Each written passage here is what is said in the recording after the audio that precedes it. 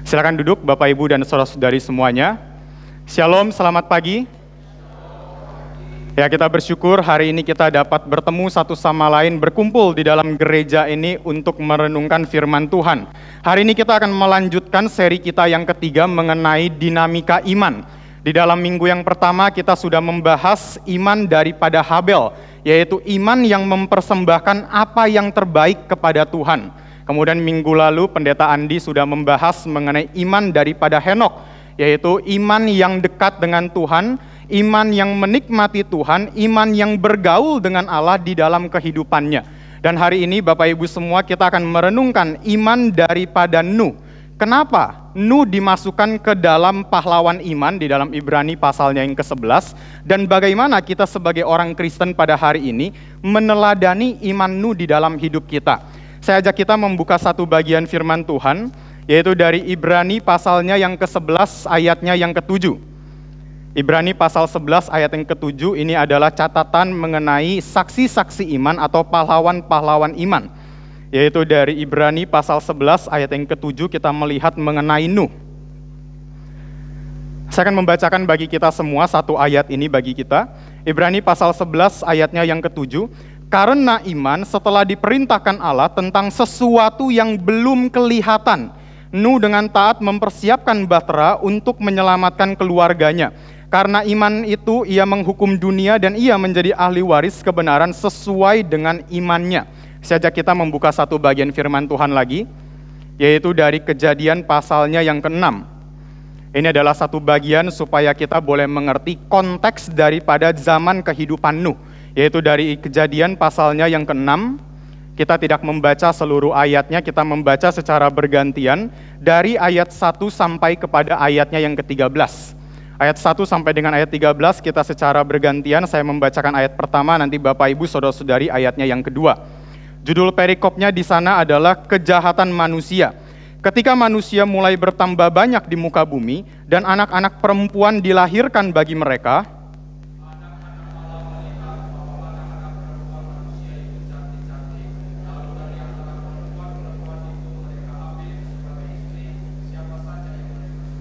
berfirmanlah Tuhan, rohku tidak akan tinggal di dalam manusia selamanya, karena manusia itu daging, umurnya hanya akan mencapai 120 tahun saja.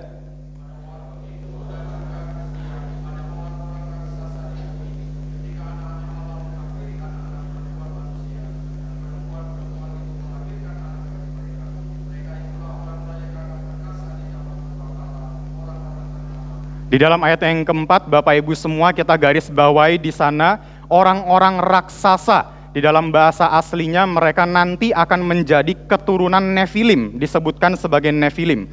Kemudian ayat yang kelima saya bacakan. Tuhan melihat betapa besarnya kejahatan manusia di bumi dan segala kecenderungan hatinya selalu membuahkan kejahatan semata-mata.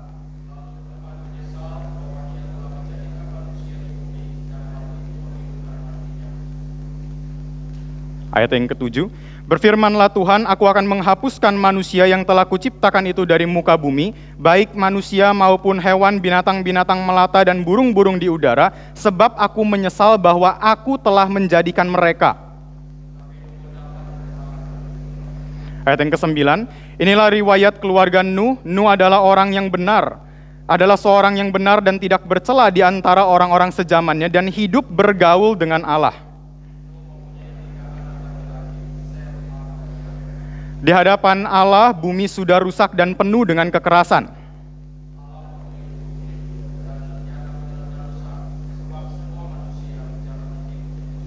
Ayat 13 saya membacakan bagi kita. Berfirmanlah Allah kepada Nuh, aku telah memutuskan untuk mengakhiri hidup segala makhluk, sebab bumi telah penuh dengan kekerasan oleh mereka. Sekarang aku akan memusnahkan mereka bersama-sama dengan bumi. Kemudian di dalam ayat 14 sampai 21 kita tidak perlu baca, saya jelaskan saja secara singkat. Di dalam ayat 14 sampai 21 di situ Tuhan memberikan perintah-perintahnya kepada Nuh. Jadi Tuhan memerintahkan kepada Nuh, bangunlah sebuah bahtera yang sangat besar. Kemudian juga Tuhan perintahkan, bawalah hewan berpasang-pasangan ke dalam bahtera tersebut. Lalu juga Tuhan memerintahkan untuk menyediakan makanan sekian banyak untuk keluarganya. Kemudian nanti untuk juga hewan-hewan yang ada di dalam bahtera tersebut. Lalu di dalam ayat 22, ini adalah kesimpulan daripada pasal yang ke-6, saya bacakan bagi kita ayat 22. Lalu Nuh melakukan semuanya itu tepat seperti yang diperintahkan Allah kepadanya, demikianlah dilakukannya. Ya Bapak Ibu semua, inilah kehidupan daripada Nuh. Dan kalau kita melihat bagian yang baru saja kita baca, yaitu Kejadian pasal ke-6, Nuh hidup di dalam zaman yang penuh dengan kejahatan. Judul perikopnya saja di sana sudah dituliskan, kejahatan manusia. Lalu dikisahkan dalam ayat 1 sampai kepada ayat yang keempat, bagaimana dikatakan anak-anak Allah mengawini anak-anak manusia. Anak-anak Allah mengawini anak-anak manusia. Ini seringkali Bapak Ibu semuanya menjadi satu perdebatan gitu ya di dalam penafsiran. Apa maksudnya anak-anak Allah mengawini anak-anak manusia? Ada sebuah tafsiran yang terkenal, ini tafsiran yang dipegang oleh orang-orang Yahudi kuno. Mereka mengatakan, oh anak-anak Allah itu mengacu kepada the fallen angel, yaitu malaikat-malaikat yang memberontak kepada Allah, kemudian mereka dijatuhkan ke bumi, dan mereka melihat anak-anak manusia itu cantik, dan akhirnya mereka mengawini anak-anak manusia tersebut. Jadi menurut orang-orang Yahudi kuno, mereka mengatakan, ini berbicara pernikahan campur antara malaikat dengan manusia. Sehingga di dalam ayatnya yang keempat, muncullah keturunan Nephilim, yaitu keturunan hybrid antara malaikat dan manusia. Yang mana ini tidak sesuai dengan penciptaan Tuhan sejak awal. Akhirnya dikatakan bumi penuh dengan kejahatan. Kita tidak setuju Bapak Ibu semua dengan tafsiran ini sebagai orang Kristen pada hari ini kita tidak setuju. Karena ini tafsiran yang kurang bertanggung jawab. Misalnya, kalau kita membaca di dalam Matius pasal 22, di situ Yesus sendiri mengatakan malaikat tidak menikah. Malaikat itu tidak saling mengawini satu sama lain. Dan malaikat itu bukan makhluk seperti kita, being seperti kita, yang bisa bereproduksi. Jadi malaikat tidak ada yang namanya menikah, malaikat menikah mengawini satu sama lain, itu tidak ada. Kemudian juga istilah anak-anak Allah itu sebenarnya bisa dipakai untuk banyak hal di dalam Alkitab. Jadi tidak hanya dipakai untuk berbicara tentang malaikat, ini juga bisa berbicara tentang orang-orang saleh pada umumnya. Ini juga bisa berbicara tentang orang Israel sebagai umat kepunyaannya Tuhan. Mereka pun juga disebut sebagai anak-anak Allah di dalam Alkitab. Jadi untuk tafsiran yang pertama yang dipegang oleh orang-orang Yahudi kuno, kita kurang setuju. Kalau Bapak Ibu pernah mendengarkan gitu ya, ada orang yang menafsirkan ayat ini mengatakan, wah malaikat pernah menikahi manusia lalu muncul keturunan hybrid. Kita tidak setuju dengan tafsiran tersebut. Ada sebuah tafsiran yang lebih bertanggung jawab. Ini adalah tafsiran yang juga dipegang oleh Agustinus dari Hippo. Agustinus mengatakan, anak-anak Allah di dalam bagian ini mengacu kepada keturunan Set. Mengacu kepada keturunan Set sebagai keturunan yang benar di hadapan Allah. Setelah Adam kemudian punya anak, Kain, Habel mati, kemudian ada Set. Nah, jadi anak-anak Allah di dalam bagian ini berbicara mengenai keturunan Set sebagai orang benar. Sedangkan anak-anak manusia di dalam bagian ini berbicara mengenai keturunan Kain yang mengacu kepada keturunan yang jahat. Jadi satu berbicara Set yang baik, kemudian yang satu lagi berbicara tentang Kain sebagai keturunan yang jahat. Dan ini tafsiran yang lebih bertanggung jawab. Kenapa kita memegang tafsiran ini? Karena kalau kita perhatikan secara konteks, Musa di dalam kitab Kejadian pasal ketiga, 4, 5, 6 sedang memisahkan antara keturunan yang jahat dan keturunan yang baik sesuai dengan janji dan perintah Tuhan. Kalau Bapak Ibu ingat di dalam Kejadian pasalnya yang ketiga, itu kan kisah mengenai manusia jatuh ke dalam dosa. Setelah manusia jatuh ke dalam dosa, kemudian Allah datang, Allah memberikan janjinya. Allah mengatakan di dalam Kejadian pasal 3 ayat 15, aku akan mengadakan permusuhan antara keturunan ular dan juga keturunan perempuan ini. Aku akan mengadakan permusuhan antara mereka yang melawan Tuhan dengan mereka yang takut akan Tuhan. Itulah kenapa di dalam pasalnya yang keempat, kalau Bapak Ibu melihat secara sekilas dalam pasal keempat, di situ berbicara mengenai keturunan Kain saja sebagai keturunan yang jahat. Jadi setelah nanti Kain dia membunuh adiknya, kemudian Kain mempunyai anak keturunan, sampai di dalam pasal 4 ayat 23, di situ dikisahkan satu keturunan Kain yang bernama Lamek. Jadi Lamek itu di dalam ayat 23 pasal yang keempat, Lamek juga membunuh seseorang yang mana sama dengan dosanya Kain, tetapi Lamek bangga dengan dosanya. Dia mengatakan, kalau Kain dibalaskan 7 kali lipat, aku ini dibalaskan 70 kali 7 kali lipat kalau ada orang yang berani membunuhku. Lamek bangga dengan dosanya, dan ini adalah keturunan Kain. Keturunan yang jahat, keturunan yang melawan Tuhan, keturunan yang memberontak kepada Tuhan di dalam pasalnya yang keempat. Sedangkan pasalnya yang kelima, ini kebalikannya. Tidak lagi berbicara mengenai keturunannya Kain, sekarang bicara tentang keturunannya Set. Keturunan orang-orang benar, keturunan yang hidupnya itu takut akan Tuhan, keturunan yang hidupnya itu mencari Tuhan dan bergaul dengan Tuhan. Salah satunya adalah Henokh yang dibahas minggu lalu oleh Pendeta Andi. Maka kita melihat ada perbedaan yang Musa lakukan, dan problemnya yang menjadi masalahnya di dalam pasal ke-6 adalah mereka memberontak terhadap perintah Tuhan di dalam Kejadian pasal 3 tadi. Tuhan mengatakan, aku akan mengadakan permusuhan antara keturunan yang jahat dan keturunan yang baik. Tapi apa yang terjadi di dalam pasal 6? Keturunan yang harusnya bermusuhan, sekarang justru menjadi satu. Keturunan yang harusnya itu tidak saling bergaul, yaitu keturunan Kain dengan keturunan Set, sekarang justru saling mengawini dan menjadi satu. Dan inilah pemberontakan yang dilakukan oleh orang-orang pada hari itu. Kemudian baru lahirlah Nefilim. Nah, Nefilim ini adalah istilah yang dipakai juga oleh Musa di dalam Bilangan pasal 13 ayat yang ke-33, mengacu juga kepada orang raksasa, yaitu orang-orang yang hidupnya penuh dengan kekerasan, orang-orang yang hidupnya penuh dengan kejahatan, orang-orang yang hidupnya penuh dengan dosa.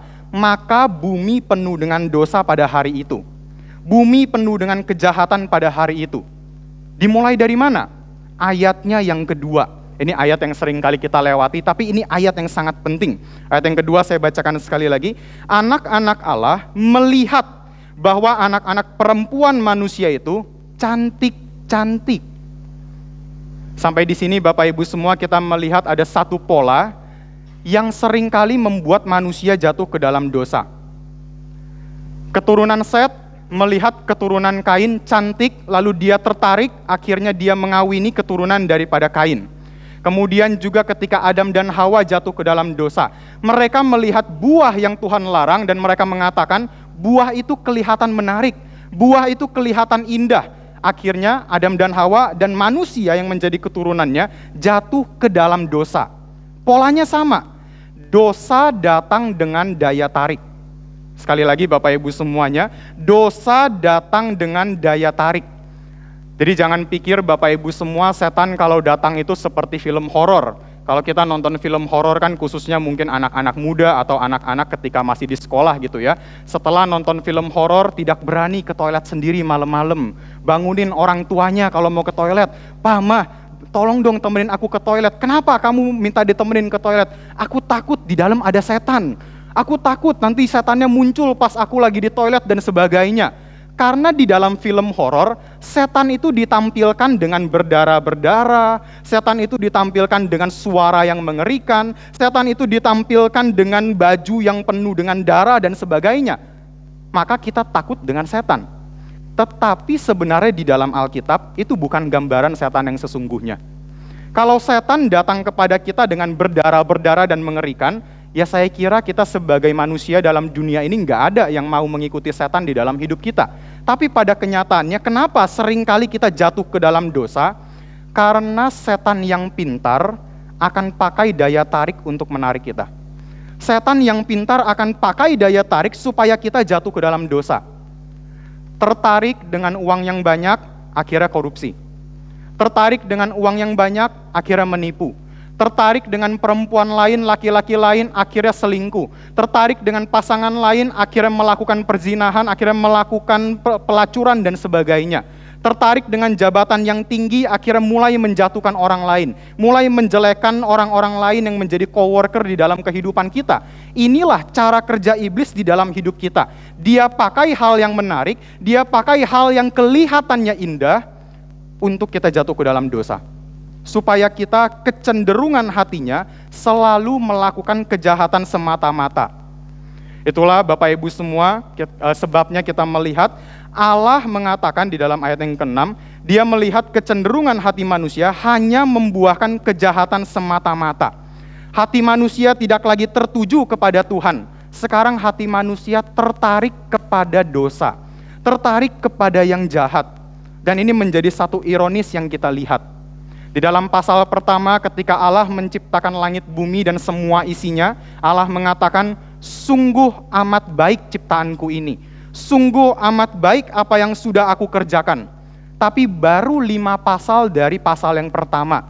Sekarang Allah mengatakan, bumi penuh dengan kejahatan. Bumi penuh dengan dosa. Dan Allah menyesal menciptakan manusia tersebut. Ini menjadi satu hal Bapak Ibu semua yang sangat ironis. Manusia tidak lagi mau bersahabat dengan Allah, manusia lebih pilih bersahabat dengan dosa dan otomatis menjadi musuh daripada Allah. Manusia mulai berdamai dengan yang namanya dosa. Dan bukankah Bapak Ibu semua, ini yang kita lihat di dalam zaman kita juga sekarang. Ini bukan hanya terjadi di dalam zamannya Nuh, ini juga terjadi di dalam zamannya kita. Banyak manusia, mungkin termasuk kita di dalam gereja ini, kita perlu mengintrospeksi diri kita juga.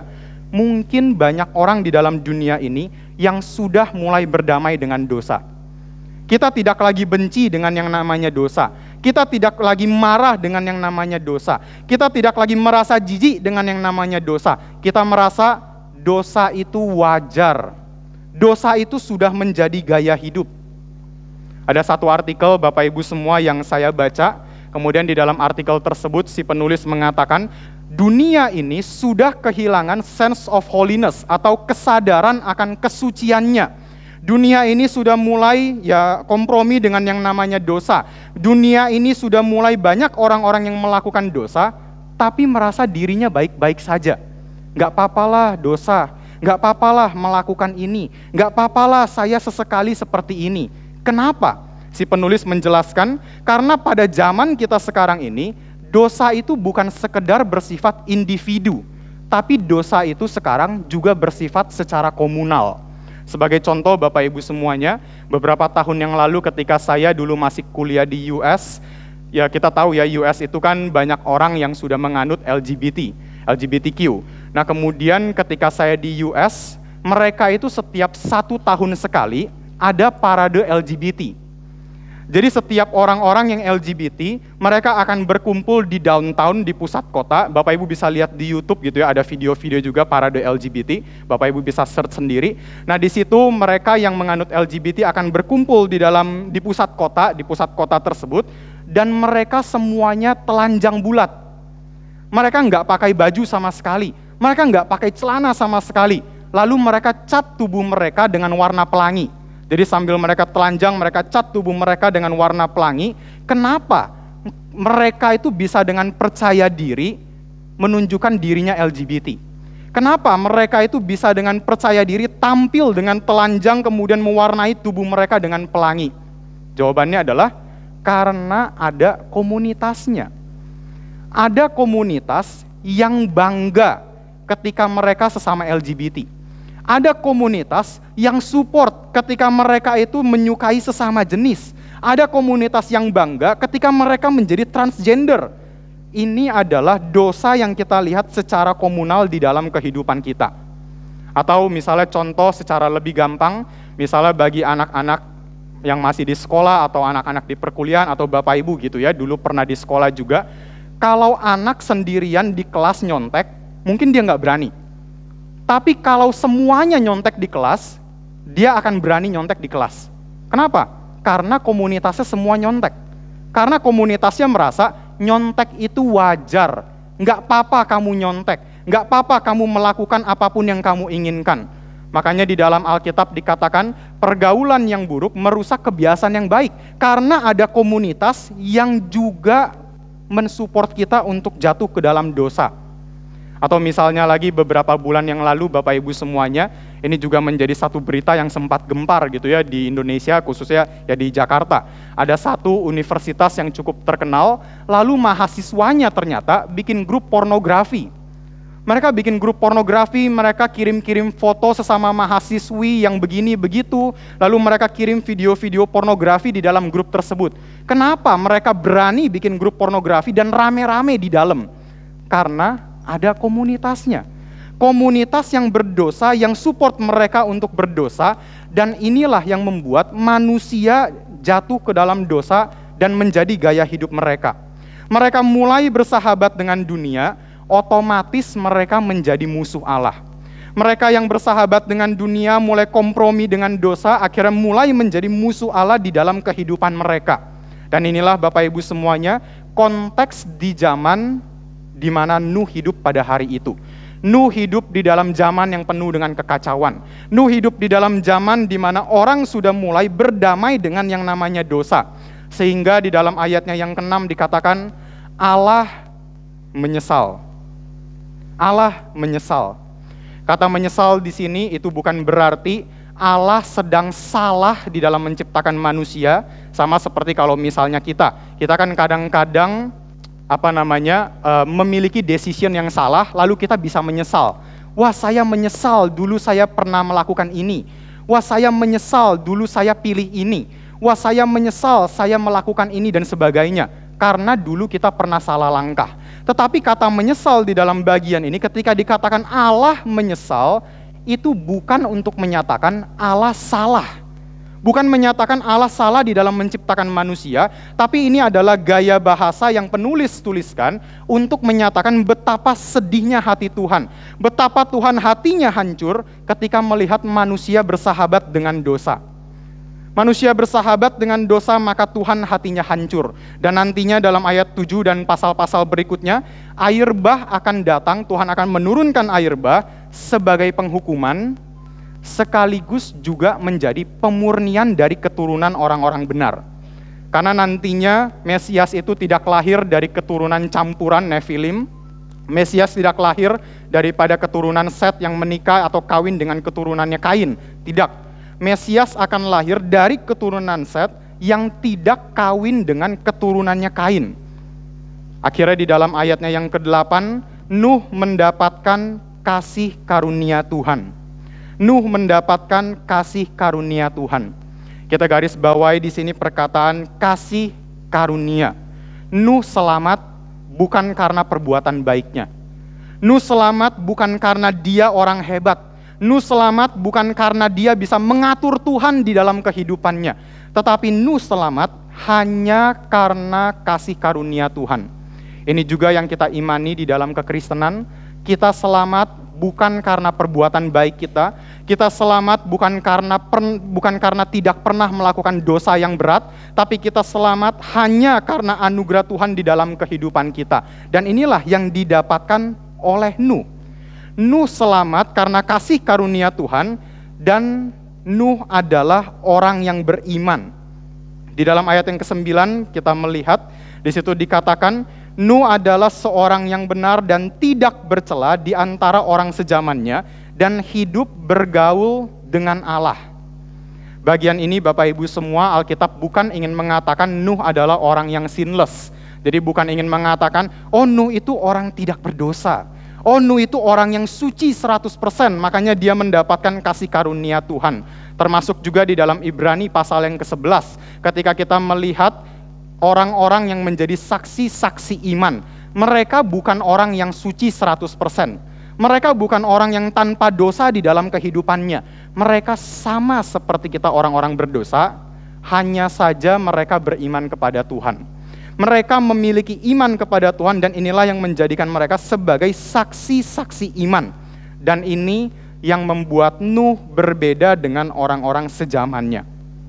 Nuh berbeda dengan orang-orang sezamannya karena dia memiliki iman kepada Tuhan. Ini penting Bapak Ibu semua bagi kita sebagai orang-orang Kristen. Memang kita percaya selamat hanya karena anugerah Tuhan, bukan dengan perbuatan. Jadi kalau ada orang Kristen yang mengatakan, oh saya selamat dengan anugerah plus perbuatan, anugerah plus pahala. Kita nggak setuju. Selamat 100% anugerah Tuhan. Tetapi dengan iman kepada Tuhan, kita harusnya memunculkan perbuatan yang benar juga. Jadi selamat hanya karena anugerah di dalam iman kepada Kristus, tetapi iman yang benar melahirkan juga perbuatan yang benar.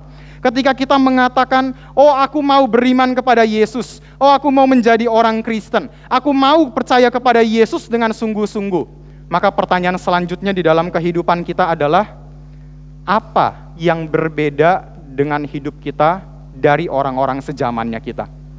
Apa yang berbeda dari hidup kita dengan orang-orang di luar sana? Apa yang membedakan hidup kita dengan mereka? Boleh tahu Bapak Ibu semua di sini, jikalau ada dari Bapak Ibu silakan angkat tangan. Siapa dari Bapak Ibu yang paling tidak sudah 5 tahun jadi orang Kristen? Ya saya kira hampir semua kira-kira sudah 5 tahun jadi orang Kristen. Atau saya langsung saja kepada ujungnya. Siapa di sini yang dari lahir sudah menjadi orang Kristen? Oke, saya kira cukup banyak gitu ya yang dari lahir sudah menjadi orang Kristen. Nah pertanyaannya bagi kita adalah ketika kita dari lahir sudah jadi orang Kristen, kita sudah 50 tahun, 20, 30, 10, 5 tahun menjadi orang Kristen. Apa yang berbeda dari hidup kita sebagai orang Kristen? Jangan-jangan sudah puluhan tahun kita datang ke gereja, sudah puluhan tahun kita mendengarkan firman Tuhan, sudah puluhan tahun kita mengatakan saya adalah orang Kristen. Tapi nggak ada yang berbeda dengan hidup kita dari orang-orang di luar sana. Nggak ada yang berbeda dari hidup kita kepada orang-orang sejamannya kita. Mungkin nggak ada bedanya. Maka ini menjadi satu hal yang perlu kita renungkan dengan sungguh-sungguh dalam hidup kita. Apa ya yang membedakan hidup saya sebagai orang Kristen? Apa ya yang menjadikan saya sebagai orang beriman yang membedakan dengan orang-orang di luar sana? Saya ingat Bapak Ibu semua ketika saya berumur 17, itu kan biasa umur 17 kita mulai bikin SIM dan sebagainya. Kemudian pas saya umur 17, saya mulai bikin SIM motor, SIM mobil. Kemudian kalau Bapak Ibu pernah mengambil SIM motor lalu ikut ujiannya, Bapak Ibu pasti tahu itu bukan ujian untuk mengendarai motor dengan baik. Itu adalah ujian supaya kita bisa jadi pembalap gitu ya di jalanan. Karena ujiannya itu sangat sulit Bapak Ibu. Bapak Ibu harus coba lihat ujian SIM motor di Jakarta. Wah itu sangat sulit. Ada angka 8, lalu kita harus puterin angka 8 itu tanpa kaki kita menyentuh tanah. Kemudian ada zigzag, lalu kita harus pakai motor itu zigzag tanpa kaki kita menyentuh tanah, tanpa jatuh. Kalau menyentuh tanah 1 kali, gagal. Sudah langsung ulang lagi, bulan depan ulang lagi, mungkin 2 minggu lagi dan sebagainya. Sangat sulit untuk mendapatkan SIM motor Bapak Ibu di Indonesia. Dan saya jujur, ketika saya umur 17 tahun, saya pakai biro jasa juga. Ya, jadi Bapak Ibu yang pakai biro jasa, saya juga pakai biro jasa pas umur 17 tahun. Tapi hari itu saya nggak tahu biro jasa itu ternyata nembak. Saya pikir biro jasa cuma nolong kita daftar, lalu ya sudah kita ikuti ujiannya ya sesuai dengan protokolnya. Ternyata ketika saya masuk ke sana, oh ternyata biro jasa itu nembak. Kalau kita pakai biro jasa, ujiannya gagal nggak apa-apa. SIM tiba-tiba sudah keluar, lalu kita bisa mengendarai motor kita. Nah ini adalah ya salah satu yang kita lihat di Indonesia gitu ya. Ujian motor itu sangat sulit. Dan pada hari itu ketika saya ada di sana, si polisi itu panggil satu anak muda, lalu suruh anak muda ini jalan duluan. Kemudian si anak muda ini coba gitu ya, dia pelan-pelan melakukan ujian tersebut, dan saya kaget, dia berhasil. Jadi dari ribuan, dari jutaan orang di Indonesia gitu ya, ada satu anak muda yang berhasil melewati semua rintangan yang sangat mematikan itu Bapak Ibu. Kemudian ketika dia berhasil, sang polisi tanya, kamu sudah ikut ujian SIM ini berapa kali? Dia bilang sudah 4 kali.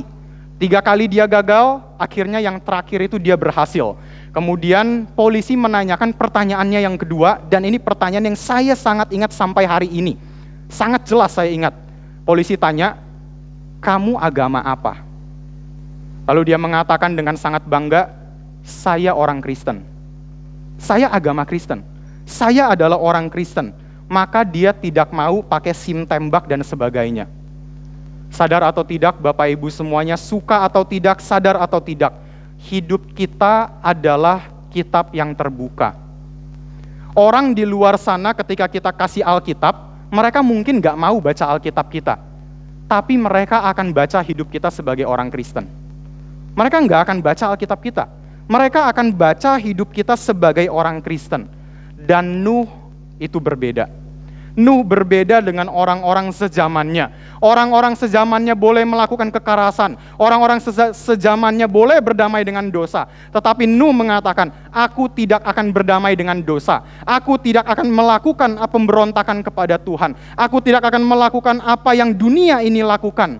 Nuh tidak mengikuti apa yang dunia ini lakukan, karena Nuh memiliki iman yang taat sepenuhnya kepada Tuhan. Sekali lagi, Nuh memiliki iman yang taat sepenuhnya kepada perintah Tuhan. Kita bayangkan Bapak Ibu semuanya, perintah Tuhan di dalam bagian ini kepada Nuh dari ayat 14 sampai kepada ayat 21. Bukankah ini perintah yang sangat tidak masuk akal? Bukankah ini perintah yang sangat aneh? Nuh diperintahkan membuat satu bahtera yang sangat besar. Panjangnya itu kalau Bapak Ibu convert gitu ya, dari hasta kemudian kepada meter, itu kurang lebih panjang bahtera Nuh, itu kurang lebih seperti lapangan sepak bola.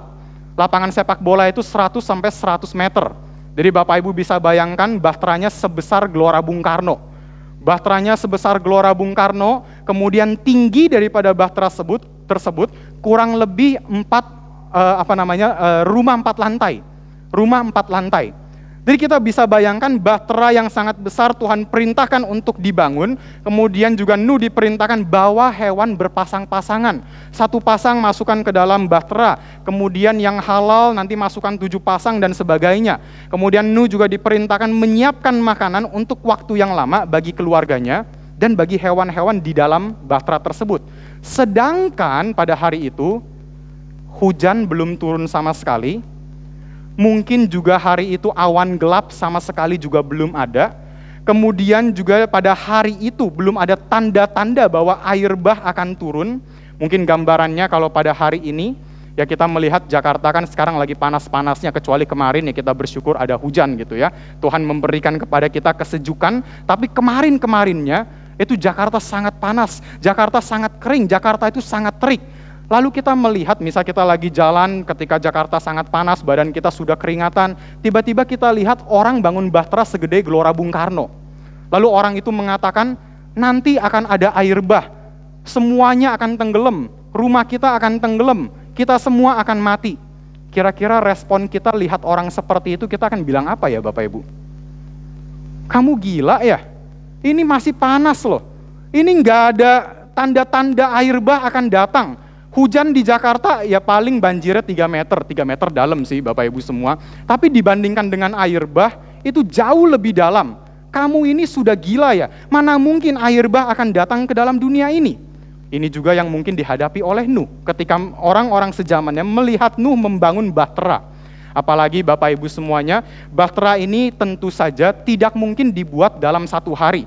Tidak mungkin 1 hari 1 malam, pasti bahtera ini dibangun dalam waktu yang lama. Mungkin berbulan-bulan, mungkin bertahun-tahun, mungkin juga di dalam waktu puluhan tahun dan sebagainya. Nuh membangun bahtera ini, dan ini adalah satu perintah yang sangat tidak masuk akal sebagai manusia. Ini adalah satu perintah yang sangat tidak logis gitu ya, sebagai kita manusia mendapatkan perintah ini. Tapi satu yang kita lihat daripada kehidupan Nuh, prinsip iman Nuh adalah Tuhan suruh, saya taat. Ini prinsip daripada iman Nuh. Tuhan suruh, saya taat. Tuhan perintahkan, saya ikut. Nuh tidak bertanya, Tuhan kapan nanti air bah itu akan datang? Tuhan ngapain saya bikin ini? Kenapa saya harus bikin ini? Untungnya apa untuk saya membangun bahtera ini? Tidak, Nuh tidak tanya itu semua. Yang penting bagi Nuh adalah Tuhan yang suruh, saya ikut. Tuhan yang perintahkan, saya akan lakukan di dalam kehidupan saya. Terkadang Bapak Ibu semua, kita sebagai orang Kristen, kita sudah puluhan tahun datang ke gereja, tapi masih sulit untuk mengikuti perintah Tuhan. Mungkin juga termasuk saya sebagai seorang hamba Tuhan. Kita seringkali sulit di dalam mengikuti Tuhan, bukan karena kita itu memiliki iman seperti Nuh, tapi karena kita memiliki otak bisnis yang kita pakai di dalam mengikuti Tuhan. Sebagai contoh, misalnya ketika Bapak Ibu ingin memulai bisnis, Bisnis apapun itu, buka toko kah, atau bisnis makanan kah, atau bisnis pabrik dan sebagainya. Tentu ketika kita berbisnis, kita akan mulai hitung-hitungannya. Kita mulai dengan untung ruginya. Wah, kalau saya bikin bisnis ini untung nggak ya, rugi nggak ya? Apakah nanti ada pembelinya, ada customernya atau tidak? Aman tidak ya kalau saya membuka bisnis ini? Lalu hasilnya apa ya ketika saya membuka bisnis ini? Kalau sudah tahu semuanya, pasti dapat untung, pasti aman, hasilnya jelas, baru kita mau melakukan bisnis tersebut. Betul ya Bapak Ibu semua, kita nggak mungkin bisnis 50-50, kita jalan dulu, ya nanti ujung-ujung bisa berantakan bisnisnya. Tapi ketika kita berbisnis dengan bijaksana, kita pasti akan pikirkan semua untung ruginya karena punya otak bisnis. Dan ini bahaya ketika kita masuk ke dalam kehidupan kita sebagai orang Kristen. Otak bisnis bisa berbahaya ketika kita berusaha untuk mentaati Tuhan. Ketika Tuhan memerintahkan, kamu jujur di dalam pekerjaan, kita mulai hitung-hitungan. Wah, kalau saya jujur, nanti tidak cuan Tuhan. Wah, kalau saya jujur ikutin apa yang menjadi seharusnya, wah untung saya dikit Tuhan. Kapan saya bisa beli rumah yang besar dan sebagainya. Akhirnya kita mulai mengatakan kepada Tuhan, next ya Tuhan, perintah yang lain saja. Jangan perintah yang ini. Atau misalnya bagi kita, ketika hari Minggu harusnya kita beribadah, kemudian Tuhan perintahkan, hari Minggu tutup toko dulu sebentar, setelah beribadah silahkan buka toko lagi. Silahkan kamu boleh mencari uang di dalam pekerjaanmu, ya dengan cara yang baik. Tapi kemudian kita mulai hitung-hitungan, mulai pikir, wah kalau saya buka tokonya siang, wah omset saya sudah kurang segini. Wah sudahlah, saya nggak usah ibadah dulu, nggak apa-apa. Yang penting saya dapat cuannya dulu. Kita mulai hitung-hitungan. Atau ketika Tuhan memerintahkan, ampuni dia, ampuni orang yang menyebalkan kamu, ampuni saudaramu yang pernah menyakiti kamu. Akhirnya kita mulai berpikir, wah kalau saya ampuni, enak dia jadi manusia. Enak dia, nanti dia ngelunjak sama saya. Dia harus minta maaf dulu sama saya, sujud-sujud sama saya, baru saya mau maafkan. Akhirnya kita bilang sama Tuhan, Tuhan maaf ya, perintah yang ini juga belum dulu, saya tidak tertarik untuk melakukan perintah ini. Atau misalnya di dalam pelayanan, ketika Tuhan mengatakan, ayo ikut ke dalam pelayanan. Sebagai orang Kristen masuk ke dalam gereja jangan hanya menonton, tapi juga ikutlah di dalam pelayanan. Kita mulai pikir dengan otak bisnis. Kalau saya pelayanan, untungnya apa ya buat saya? Capek iya, gaji nggak nambah. Gereja nggak kasih saya uang apapun. Saya ini pelayanan untuk apa? Ya sudahlah, saya nggak usah pelayanan. Akhirnya kita mulai mengatakan kepada Tuhan, Tuhan maaf ya, Tuhan maaf ya, Tuhan maaf ya, saya belum melakukan dulu karena tidak untung untuk saya.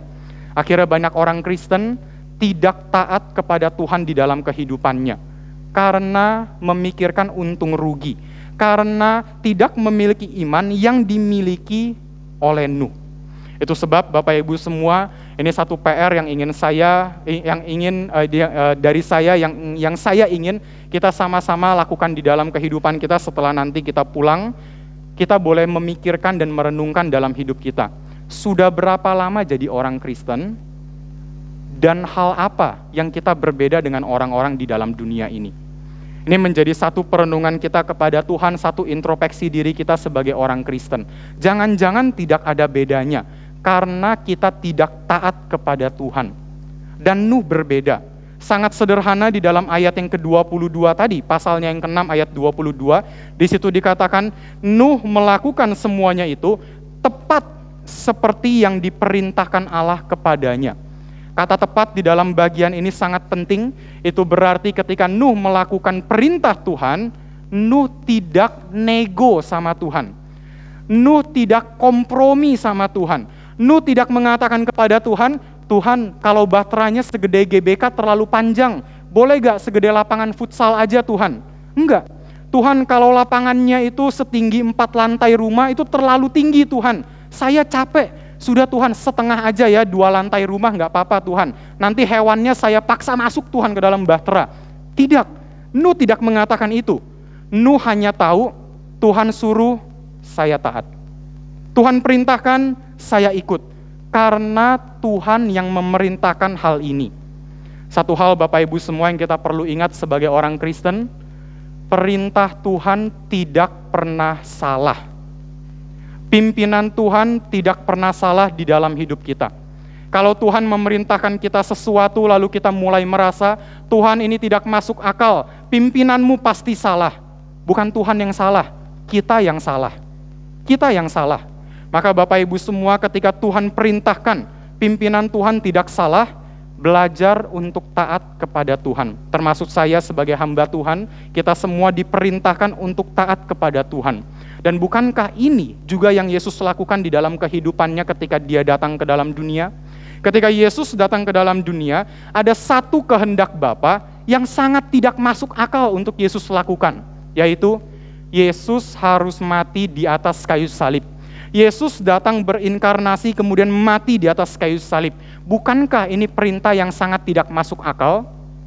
Bahkan saking tidak masuk akalnya, murid-murid Yesus pun yang sudah ikut Yesus 3,5 tahun, yang sudah dengar khotbah Yesus begitu banyak, sudah juga melihat mukjizat-mukjizat yang Yesus lakukan, masih tidak percaya sama apa yang Yesus katakan. Ketika Yesus mengatakan anak manusia nantinya akan menderita dan mati di atas kayu salib, apa yang Petrus katakan kepada Yesus? Tidak Tuhan, sekali-kali itu tidak akan terjadi kepadamu. Allah akan menghindarkan itu daripadamu. Ini yang Petrus katakan, karena Petrus tidak percaya kepada apa yang Yesus lakukan. Itu enggak masuk akal Tuhan. Mati di atas kayu salib, Mesias mati di atas kayu salib, itu enggak mungkin. Termasuk sampai kepada hari ini kita lihat, masih banyak orang-orang di luar sana yang mengatakan, mana ada Tuhan mati di atas kayu salib?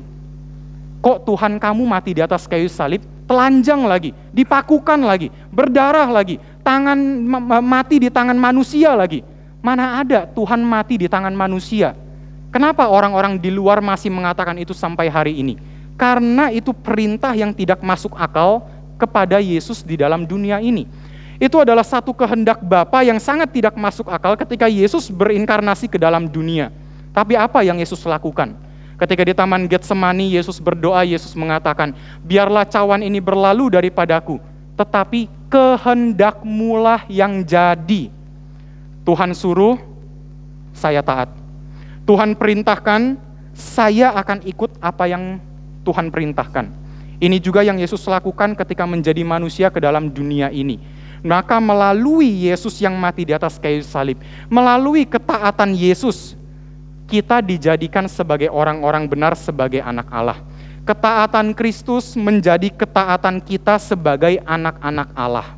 Oleh karena itu Bapak Ibu semua, ketika kita sudah menjadi orang Kristen pada hari ini, kita menjadi anak-anak Tuhan, biarlah hidup kita boleh berbeda dengan orang-orang sezamannya kita. Kalau di luar sana mereka berdamai dengan dosa, kita harusnya tidak berdamai dengan dosa. Kita harusnya benci kepada dosa. Kita harusnya marah kepada dosa. Karena kita adalah orang Kristen. Biarlah Bapak Ibu semua kita boleh belajar daripada apa yang Nuh lakukan dan juga belajar daripada pribadi Kristus yang utama, yaitu memiliki iman yang taat sepenuhnya kepada Tuhan. Tuhan perintahkan, saya ikut. Tuhan suruh, saya taat. Biarlah ini juga boleh menjadi iman kita sebagai orang Kristen. Tuhan memberkati kita semua, kita boleh belajar untuk selalu setia kepada Tuhan dan memuliakan namanya di dalam hidup kita. Mari kita bersama bersatu di dalam doa. Tuhan, kami bersyukur untuk anugerah yang Tuhan berikan kepada kami.